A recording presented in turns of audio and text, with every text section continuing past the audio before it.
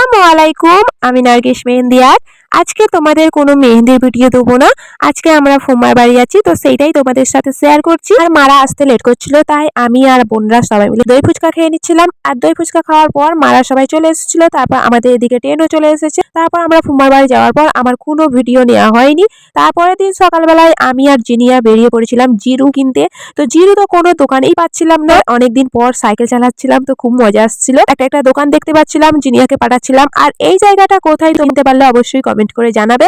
তারপর অনেকটা দূর যাওয়ার পর আমরা একটা দোকান দেখতে পেলাম, তো সেখান থেকে আমরা 7 আপ নিয়ে বাড়িতে আসলাম। আর আসা দেখলাম সূর্য মামার সাথে দেখা, প্রায় অনেকটা বেলা হয়ে যাওয়ার পর বেরিয়েছে। তারপর বাড়িতে এসে দেখি দুপুরের খাবার হয়েছে বিরিয়ানি। আর বিরিয়ানি দেখে তো আমার মনটা আনন্দে ভরে গেছিল, কারণ বিরিয়ানি আমার সব থেকে ফেভারিট। সালাড দিয়ে বিরিয়ানিটা খেলাম, মাশাআল্লাহ অনেক সুন্দর হয়েছিল। আমি এখানে একটু 7 আপ খেয়ে নিলাম। খাওয়ার পর আমি একটু রেস্ট নেওয়ার পর বেরিয়ে পড়লাম বাড়িতে আসার জন্য। আমার ভিডিওটা কেমন লাগলো অবশ্যই কমেন্ট করে জানাবে।